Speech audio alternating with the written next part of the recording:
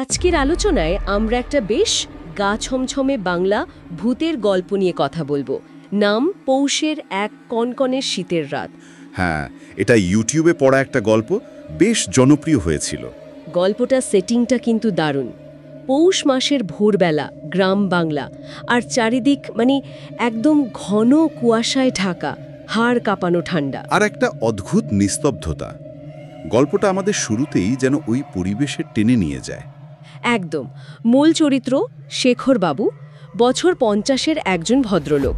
ওনার প্রতিদিনের অভ্যাস সকালে হাঁটতে বেরোনো। তো সেই রকমই ভোরে অস্বাভাবিক ঠান্ডার এক ভোরে ওনার ঘুম ভেঙে যায়। তিনি ঠিক করেন এত ঠান্ডা সত্ত্বেও হাঁটতে বেরোবেন, কিন্তু বাইরে বেরিয়ে দেখেন পরিবেশটা কেমন যেন অন্যরকম। অন্যরকম ঠিক কী রকম? রাস্তাঘাট একেবারে ফাঁকা, অস্বাভাবিক রকমের। এমনকি কুকুরগুলো ডাকছে না, যেটা খুবই অদ্ভুত। এটা কিন্তু শুরুতেই একটা অস্বস্তির জায়গা তৈরি করে। পরিচিত পরিবেশটাই অচেনা লাগছে। হ্যাঁ, উনি ওনার বহু পুরনো টর্চ লাইটটা নিয়ে একা একাই হাঁটতে থাকেন। সময়টাও ঠিক আন্দাজ করতে পারছেন না, কারণ ঘড়ি পরে আসেননি সেদিন। আর ওই কুয়াশা আর ঠান্ডার মধ্যে একা হাঁটা, মনে হতে থাকে আজকের পরিবেশটা যেন সত্যি অন্য দিনের চেয়ে আলাদা, বড্ড বেশি নিস্তব্ধ। ঠিক তাই। তো হাঁটতে হাঁটতে শেখরবাবুর প্রকৃতির ডাক আসে। আচ্ছা। তিনি রাস্তার ধারে একটু দাঁড়ান কাজটা সারবেন বলে, আর ঠিক সেই সময় কোথা থেকে যেন একদল কুকুর একসাথে বিকট স্বরে চেঁচাতে শুরু করে। হঠাৎ করে? হ্যাঁ, হঠাৎ করে। উনি তো বেশ ভয় পেয়ে যান। কুকুরগুলোকে তাড়ানোর জন্য টর্চটা জ্বালাতে যান, কিন্তু বহু পুরনো টর্চ তো ঠিক সেই দরকারের সময়ে বিগড়ে যায়, জ্বলে না। এটা কিন্তু ক্লাসিক হরর এলিমেন্ট। যখন আপনার সবচেয়ে বেশি দরকার, তখনই টেকনোলজি ফেল করবে। টর্চ বিগড়ে যাওয়া বা ধরুন গাড়ি স্টার্ট বন্ধ হয়ে যাওয়া। একদম। আর ওই অন্ধকারের মধ্যে একদল কুকুরের চিৎকার ভাবলেই কেমন লাগে। তিনি টর্চটা ঠুকে ঠুকে ঠিক করার চেষ্টা করেন, কিন্তু লাভ হয় না। তারপর কিছুক্ষণ পর কুকুরগুলো নিজেরাই কেমন শান্ত হয়ে যায়। উনি ভাবেন, যাক, এবার কাজটা সেরে নেওয়া যাক। যেই না উনি আবার রাস্তার ধারে গিয়ে দাঁড়িয়েছেন, হ্যাঁ, ঠিক তখনই পেছন থেকে একটা শান্ত অচেনা গলা ভেসে আসে। কি ব্যাপার, ভয় পেয়েছিলেন বুঝে? বাব্বা, একদম পেছন থেকে কুয়াশার মধ্যে?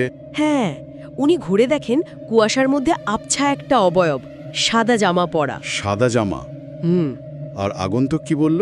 আগন্তুক খুব শান্তভাবে বলল, কুকুরগুলো আসলে তাকে দেখেই চেঁচিয়ে উঠেছিল। তাকে দেখে? কেন? কারণ তার সাদা পোশাক। আগন্তুক নিজেই মজা করে বলল, কুকুরগুলো হয়তো তাকে ভূত ভেবেছিল। ইন্টারেস্টিং। আগন্তুক নিজেই ভূত প্রসঙ্গটা তুলছে, এটা কিন্তু একটা সূক্ষ্ম ইঙ্গিত, তাই না? হ্যাঁ, যদিও শেখরবাবু নিজে ভূতে বিশ্বাস করেন না, তিনি একটু অবাকই হন। যাই হোক, তিনি আগন্তুকের সাথে হাঁটতে শুরু করেন। আচ্ছা। হাঁটতে হাঁটতে শেখরবাবুর নাকে একটা কেমন যেন বিকট পোড়া গন্ধ আসতে থাকে। পোড়া গন্ধ? কিসের গন্ধ? সেটাই উনি বুঝতে পারছিলেন না। আর কুয়াশার জন্য আগন্তুকের মুখটাও ভালো করে দেখতে পাচ্ছেন না, কণ্ঠস্বরটাও কেমন অচেনা লাগছে। তিনি কি কাউকে সন্দেহ করছিলেন? পরিচিত কেউ? উনি আসলে ভাবছিলেন হয়তো ঠান্ডায় লোকটার গলা বসে গেছে। আর অন্ধকারে ঠিক চিনতে না পেরে উনি আগন্তুককে ভুল করে ওনার রোজকার মর্নিং ওয়াকের সঙ্গী ভজহরিদা ভেবে বসেন। হরিদা বলে ডাকতে শুরু করেন। ও আচ্ছা। যদিও আমরা পরে জানবো যে আগন্তুক আসলে হরিপদ মাস্টার, তাই তো? হ্যাঁ, গল্পে পরে সেটাই বলা হয়, কিন্তু কথোপকথনের সময় শেখরবাবু তাকে হরিবাবুই ভাবছেন। এই পোড়া গন্ধটা, মুখ দেখতে না পাওয়া, ভুল করে অন্য কেউ ভাবা, এগুলো কিন্তু রহস্য আর অস্বস্তি দুটোই বাড়াচ্ছে। গল্পকার এখানে বিভিন্ন ইন্দ্রিয়কে ব্যবহার করে ভয় তৈরি করছেন। ঠিক। এরপর শুরু হয় ভূত নিয়ে আলোচনা। শেখরবাবু তো বলেই দেন যে তিনি এসবে বিশ্বাস করেন না। কিন্তু আগন্তুক, সে তো ছাড়ার পাত্র নয় নিশ্চয়ই। একদম না। সে উল্টে জোর দিয়ে ভূতের অস্তিত্বের কথা বলতে থাকে। এমনকি ঠাট্টার ছলে বলে সে নাকি ভূতের ওপর রীতিমতো গবেষণা করেছে। গবেষণা কিরকম? বলে কি না, ওয়ার্ল্ড হেরিটেজ ইউনিভার্সিটি থেকে ভূতের ওপর ডিগ্রিও পেয়েছে। আর এখন রিটায়ার করেছে, তাই কোনো কাজ নেই। ওয়ার্ল্ড হেরিটেজ ইউনিভার্সিটি, এটা তো দারুণ বলেছে। বেশ অদ্ভুত রসবোধ লোকটার। কিন্তু তার কথার মধ্যে কেমন যেন একটা ইঙ্গিত লুকিয়েছিল। সে বলছিল, ভূত হওয়ার পর বুঝলাম, বা ভূতদের সাথে সংসার করতে গিয়ে বুঝলাম, এই ধরনের কথা। এগুলো তো সরাসরি ক্লু। কিন্তু শেখরবাবু কি ধরতে পারছেন? না, উনি হয়তো অতটা খেয়াল করছেন না বা ঠান্ডায় কথার মারপ্যাচ ধরতে পারছেন না। আগন্তুক আবার ভূতের প্রচলিত ধারণাকেও চ্যালেঞ্জ করে। কিরকম? বলে যে ভূতের পা উল্টো থাকে না বা চোখে মণি থাকে না, এগুলো সব মানুষের কল্পনা। তার মতে ভূতেরাও নাকি অনেকটা মানুষের মতোই, শুধু তাদের কিছু সীমাবদ্ধতা আছে। এটা একটা ইন্টারেস্টিং পার্সপেক্টিভ। আর তার ওই কথাটা খালি চোখে দেখে কি আর সবকিছু বোঝা যায় মশাই? এটা যেন শেখরবাবুর যুক্তিবাদী মনকে সরাসরি চ্যালেঞ্জ করছে। দুর্ঘটনা ঘটতে পারত তো। হ্যাঁ, শেখরবাবু তো ধাক্কা খেতে খেতে বেঁচে যান। টাল সামলাতে বেশ বেগ পেতে হয়। কিন্তু আশ্চর্যের বিষয় হলো কি? আগন্তুক সে একদম নির্বিকার, যেন কিছুই হয়নি, পাশেই স্থির হয়ে দাঁড়িয়েছিল। এটা কিন্তু বেশ বড় একটা ইঙ্গিত।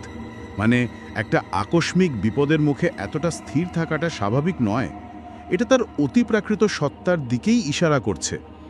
শেখরবাবুও হয়তো একটু অবাক হয়েছিলেন, কিন্তু তখনও ব্যাপারটা পুরোপুরি ধরতে পারছেন না। এরপর আগন্তুক আবার জীবন, মৃত্যু, দুঃখ, মুক্তি এই সব নিয়ে কথা বলতে শুরু করে। মানে একটু দার্শনিক আলোচনা। হ্যাঁ, যেমন বলছিল মৃত্যুর পরেও বোধহয় সব দেনা শোধ হয় না, কিছু দেনা বাকি থেকে যায়। এই ধরনের কথা মনে হচ্ছিল যেন নিজের অভিজ্ঞতা থেকেই বলছে। এই কথাগুলো তার চরিত্রের গভীরতা বা তার অতৃপ্তির দিকে ইঙ্গিত করে। সে তো বিজ্ঞানের শিক্ষক ছিল, তাই না? হ্যাঁ, শেখরবাবুও অবাক হয়ে তার পাণ্ডিত্যের প্রশংসা করেন আর মনে করিয়ে দেন যে সে তো বিজ্ঞানের ছাত্র ছিল। আগন্তুক স্বীকারও করে, কিন্তু বলে এখন মনে হয় বিজ্ঞানের বাইরেও অনেক কিছু আছে। এখানেই সে বোধহয় শেখরবাবুর বিশ্বাসকে আবার খোঁজা দেয়। ঠিক, সে বলে আপনি তো ভূতে বিশ্বাস করেন না, তার মানে এই মুহূর্তে যে আমি আপনার সাথে হাঁটছি, কথা বলছি, এটাতেও আপনি আসলে বিশ্বাস করছেন না। অদ্ভুত যুক্তি তো। হ্যাঁ, সে যেন বলতে চায় তার এই ভূত হয়ে যাওয়াটাই তার এখনকার সত্যি। আর সে শেখরবাবুকে জিজ্ঞাসা করে কি দেখলে বা কি হলে তিনি ভূতে বিশ্বাস করবেন। শেখরবাবু কি বললেন? উনি উল্টে প্রশ্ন করেন আগন্তুক কেন এত করে চাইছে যে তিনি ভূতে বিশ্বাস করুন। আগন্তুক উত্তরে বলে কৌতূহল তো আপনারই ছিল। বেশ একটা টানটান অবস্থা তৈরি হয়েছে কথোপকথনে। হ্যাঁ, দেখতে দেখতে ভোরের আলো ফুটতে শুরু করে, দূরে কোথাও পাখির ডাকও শোনা যায়। তার মানে রাত শেষ হচ্ছে। আর আগন্তুকও হঠাৎ ব্যস্ত হয়ে পড়ে, বলে তাকে এবার যেতে হবে। কারণটা বেশ অদ্ভুত। সে বলে আমার আবার সূর্যের আলোটালো সহ্য হয় না মশাই।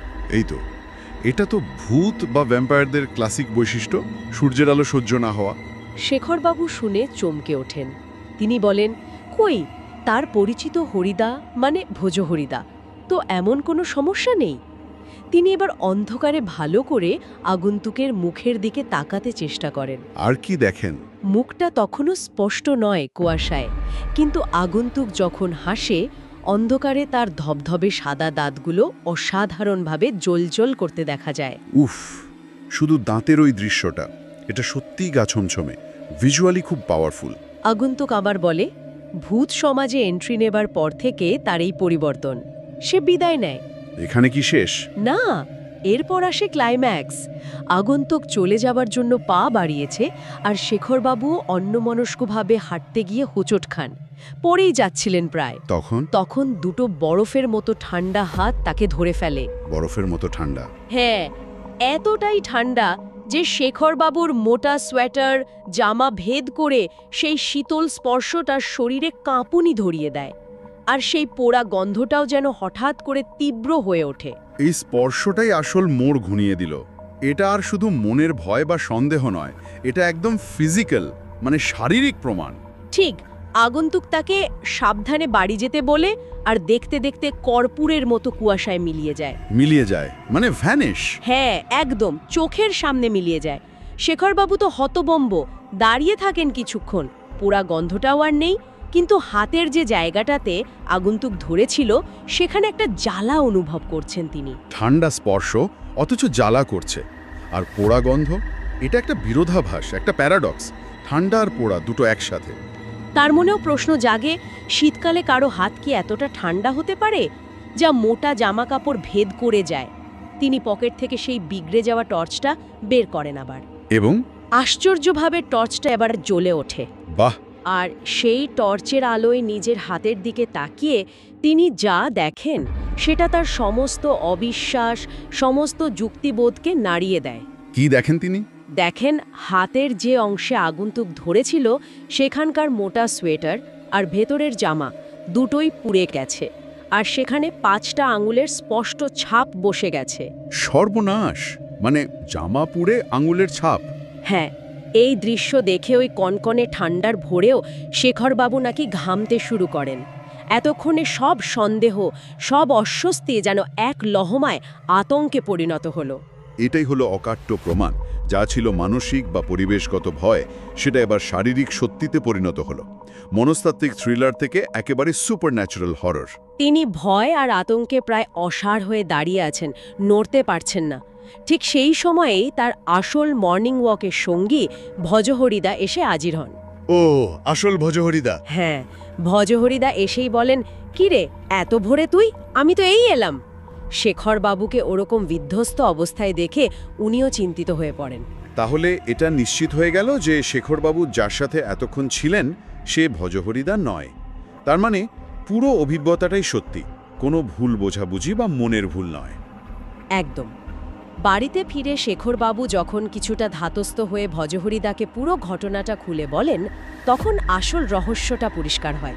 ভজহরিদা কি চিনতে পারলেন বিবরণ শুনে?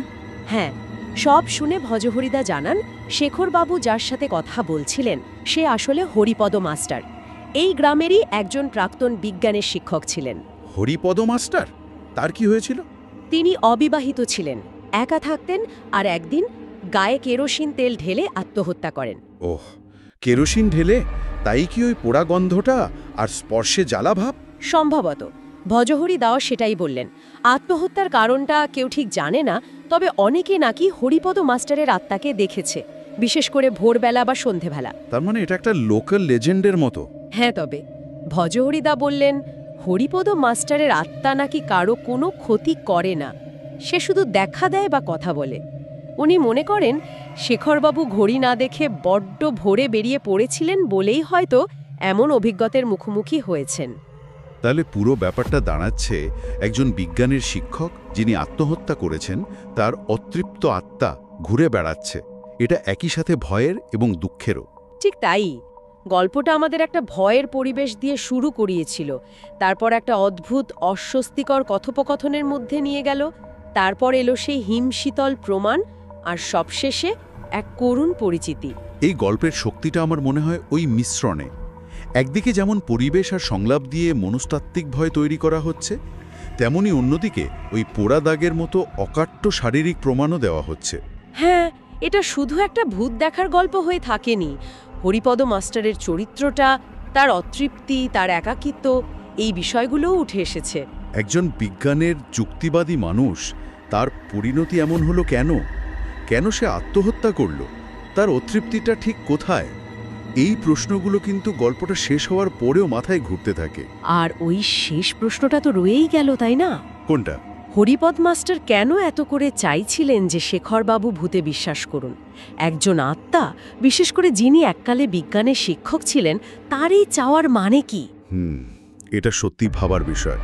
এটা কি শুধু একাকিত্ব থেকে মুক্তি পাওয়ার চেষ্টা, নাকি মৃত্যুর পরেও অন্য রূপে হলেও নিজের অস্তিত্বের একটা স্বীকৃতি পাওয়ার আকুতি? হয়তো এই প্রশ্নটাই গল্পটা আমাদের জন্য রেখে গেছে, নিজেদের মতো করে ভেবে নেবার জন্য।